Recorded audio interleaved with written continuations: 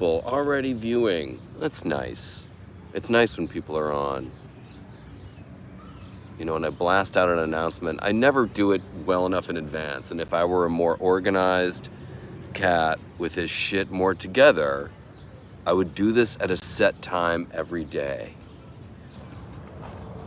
One day I'm gonna get there. This is why people like me would fare better with a job, but since there is no job out there for me, I have to make my own and get real scrappy, and here we are. Fuck. Oh my God. Another audition last week or 2 weeks ago that didn't materialize. That's why actors are such like fucked up people. I mean even working actors, which I don't get. It's like you're working, you have a house. Oh, you have a country house too. Fuck off. Like, I mean people like me who are just, you know, who don't have what it takes to be gainfully employed to do anything in front of a camera. Enough of that bullshit. Did you guys watch Brats? Let's talk about Brats. There's a whole like birthday gala happening up the hill there. You hear it? I mean, it's like nice, like I think it's a jazz, at least a trio, maybe a quartet.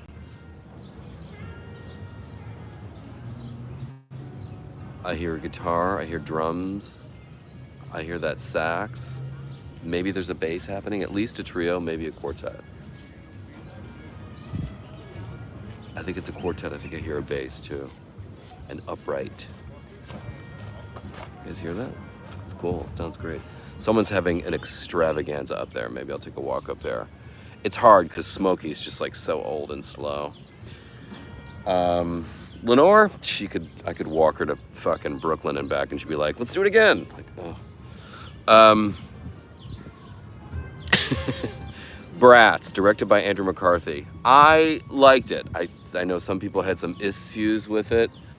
I thought Brats was pretty good. It was good to see some of the kids again. I was missing Judd Nelson. I would have liked to have seen Molly. Ringwald, Robert Downey Jr., Anthony Michael Hall.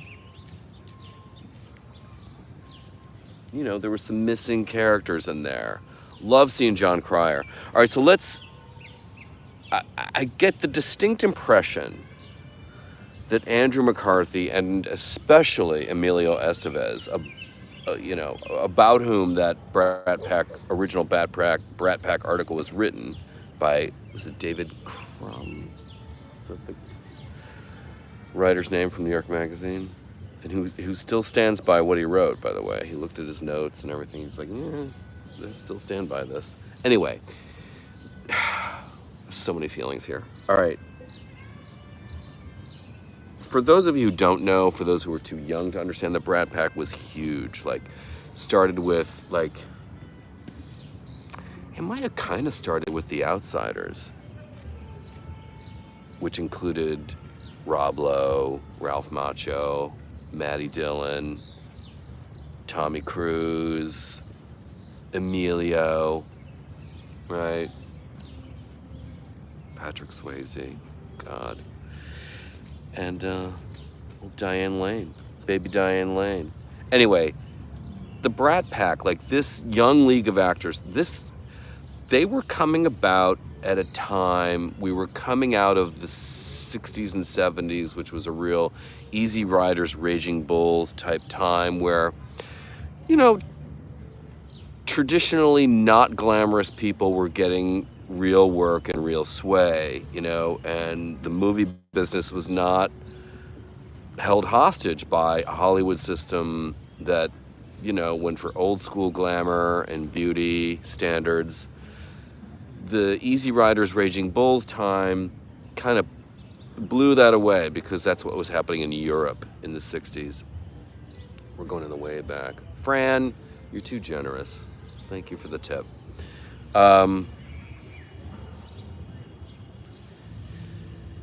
So it almost feels like, and this is my feeling, it is not a fact, that after that sort of 70s, no makeup, gritty, like Easy Riders, Raging Bulls kind of time, that audiences or maybe studios were hungry for something a little more, like a little more glamour. And also there was a youth market that was being tapped with these movies. Like these were movies, and I was of this age. I was born in 1970. So when St. Elmo's Fire came out, or when The Breakfast Club came out, I was like 15, 14, 15, Pretty in Pink, 16, 17, some kind of wonderful, 18, Weird Science, 16 Candles. Like, oh my God, remember About Last Night with Rob Lowe and Demi Moore. It's based on a David Mamet play. Anyway,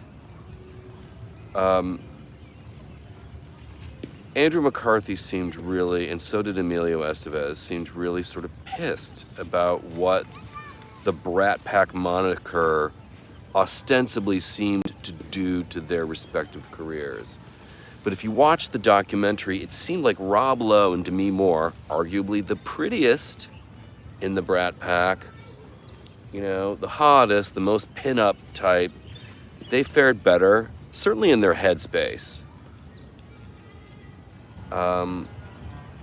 They got what it did, but at the same time, they didn't seem bitter about it. As they sit here today in 2023, 2024, whenever Andrew filmed these interviews. Also, I think in terms of house, Demi Moore won. I want to hang out at her pool. But Rob Lowe seems like okay. And Demi seemed great. And John Cryer, the sitcom money has been good to the Duck Man, to Ducky. Pretty in Pink is just so fabulous. And that director, Deitch, was that his name? I want to clean his kitchen. I want to put that shit away on his counters. But the bitterness about that New York Magazine cover story, Hollywood's Brat Pack, from 1985. It was sometime in June of, New York Magazine was weekly at the time. It's now bi-weekly now. I remember that issue too. I was in high school in Cleveland. I remember that issue. What was I gonna say? And also that writer seemed kind of bit like jealous. Yeah, he was sort of chronicling some bad behavior from young Hollywood people, but he also seemed kind of jealous. Because this is a writer, 29 years old, who was probably never really at the cool kids table, but he got to spend a night at the cool kids table, but had to really sort of sit back and be like, but I'm really not at the cool kids table. And so when you're a writer doing stories like this is your petty revenge. This is your moment in the power chair. This is your I'll show you. A little bit of that, I felt. Anyway, as documentaries go, I thought it was okay. I thought Brats was good. If you are part of Gen X and enjoyed the Brat Pack films and the 80s cinema as much as I did, I mean, it was such a chronicle of such a time, you'll enjoy it. But as I said, I wanted Judd Nelson, I wanted Molly, I wanted others, but I'm guessing that they were not interested in participating, at least in front of a camera. And I didn't know, I presumed that they were all kind of friends, and at least from Andrew's perspective, a lot of them haven't seen each other in like 30 years. That was surprising to me. Yeah, that was surprising to me. Moving on, other cinema. Let's see, what do you guys have to say about it? I'm sorry, I've been rambling. David Blum, thank you. Do I plan any? Not really, no. Let's see, glad to see you anytime. Any thoughts? Emilio seemed deeply scarred from the article. Yeah, he did. He seemed really sort of bitter. And I think, why are we walking toward me? And I think Emilio also seemed, I think Emilio, I don't know if it's in the movie, but in the article, I think he said some things or had been on record saying some disparaging things about Andrew McCarthy's acting skill. granted, Andrew McCarthy coming out of the Brat Pack did better than a lot of them in terms of amount of work. Pretty in Pink, Class with Rob Lowe, oh my God, and Jacqueline Bisset. Pretty in Pink, St. Elmo's Fire, Fresh Horses. Fresh Horses was a dud. And there's another one I'm forgetting. But McCarthy did well. Anyway, yeah.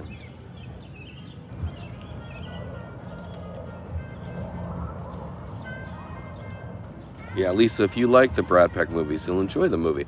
If you enjoy the Brat Pack movies, this is going to be candy to you. Like, this was candy.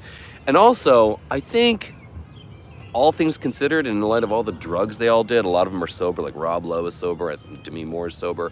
I think Andrew McCarthy is sober. Like, they all look pretty good. Like, Demi Moore looks amazing. Rob Lowe looks really nicely preserved.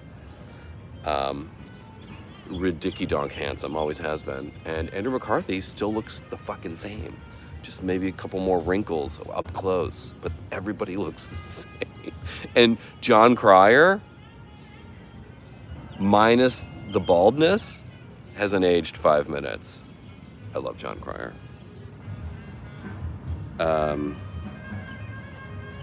and we also forget Ferris Bueller's Day Off was a Brat Pack era movie. Definitely. Demi and Rob have probably been the most successful, so article not as painful. Oh, well, there was an interesting perspective from that manager at the time, the woman who was their manager, or was it Lauren Schuler Donner, one of the producers of St. Elmo's Fire, and somebody else who said basically to Andrew and to all of them, sort of, in a way, said to them, you guys didn't realize that the Brat Pack moniker could have been an asset and not a liability had you played it right. Like, you bitch and moan and cry and whine about what this did to your career and how it pigeonholed you and put you in a box. You could have used it. It didn't stop Demi, it didn't stop Rob. You could have used it. Instead, they kind of I don't know.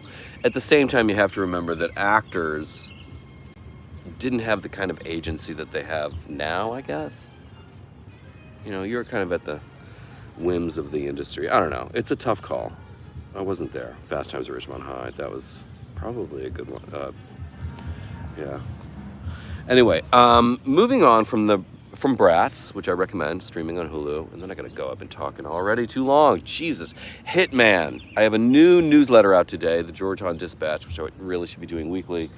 And I talk about summer in the city. I'm kind of doing what I love in the city right now. I love summer in the city. I'm not rushing off to a Hampton or a Catskill on the railways and trailways and expressways. Nope. I love in the city. I may go out if I'm invited somewhere, sure, but I like summer in the city. I'm going to go to the movies this afternoon because I love... What is it about movie theater air conditioning that it's a special breed of air conditioning? I don't know. When it's really hot, there's air conditioning, which feels great, but movie theater air conditioning is special. Don't ask me to explain this. I'm really due to see Furiosa. No interest in In-N-Out 2 or a couple others. Like, nah. It's kind of a dull summer season, although I am looking forward to Maxine, Deadpool, and there's a couple other thriller/horror situations. I'm hungry for comedy, and comedy's in a real bad place in the movies. We're not seeing any. It's no one's taking risks. No one's doing it. Like, where is today's Judd Apatow? I need a risky, ballsy, naughty, dirty, politically incorrect comedy. That's what I need. We need that. I mean, the market is hungry. I am, anyway. Instead, I go watch stand-up comedians and their specials, which is great, but I want to go to a movie theater and laugh with people. It's nothing like it. Although I did do that the other night with Showgirls, which is a comedy in a way, in a theater. That was really good fun. That was such good fun. Hitman, speaking of movie theaters, Hitman. Watch it. It's on Netflix. I thought it was delicious. Richard Linklater, co-written with Glenn Powell, who stars in it. I thought it was such fun. Unexpected. Like, I was not I don't know. I think I saw it in a film festival. I saw it in a film festival because when I, like 5 minutes into it, I was like, I've seen this before. I loved it. So watch Hitman, streaming on Netflix. Really good fun. It's a confection. That's the word for it. It's a confection. It's not deep. It's fun. Really fun. And based on a true story, which is even funner. Crazy. What else are we reading? Oh, Dominic Dunn. Jesus. Griffin Dunn, his new book, which just came out Thursday. The Friday Afternoon Club. I'm about halfway done with it. Oh my God. Get into it. He's such a good storyteller. Whoever pressured Griffin into writing this book or suggested it, for putting him in a place where he gave us the gift of these stories of his family. He deflowered Carrie Fisher. He tried gay sex. He tried hooking up with his father's boyfriend because Dominic Dunn was gay. Old school closet case. But Griffin hooked up with, or tried to hook up with, his father's, like, boy toy. Didn't work out so. It's so good. I love the fact that he tried it, though, because he wasn't sure. But it's great storytelling. I'm halfway through it. I haven't gotten to the big story of their family yet, which was the murder of his sister Dominique. I'm kind of bracing myself for that because, you know, we all know how that turned out. Anyway, I highly recommend it. The Friday Afternoon Club by Griffin Dunn. It's in hardcover right now in your bookstores. You can get it on digital, or you can listen to the audiobook included in your Spotify premium account. So there's that. And let's see. And I think Griffin Dunn, like, if Griffin Dunn were like a smidge gay, I'd be all over that. I've met him a couple of times, and he's so delightful and engaging and smart. He was in a series on Amazon with my cousin Catherine called I Love Dick. They were a husband and wife couple.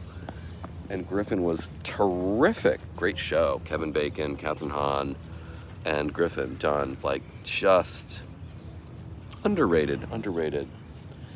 And I love Griffin. How do you not have a crush on him? He's got a beautiful wife. They've been married for a while.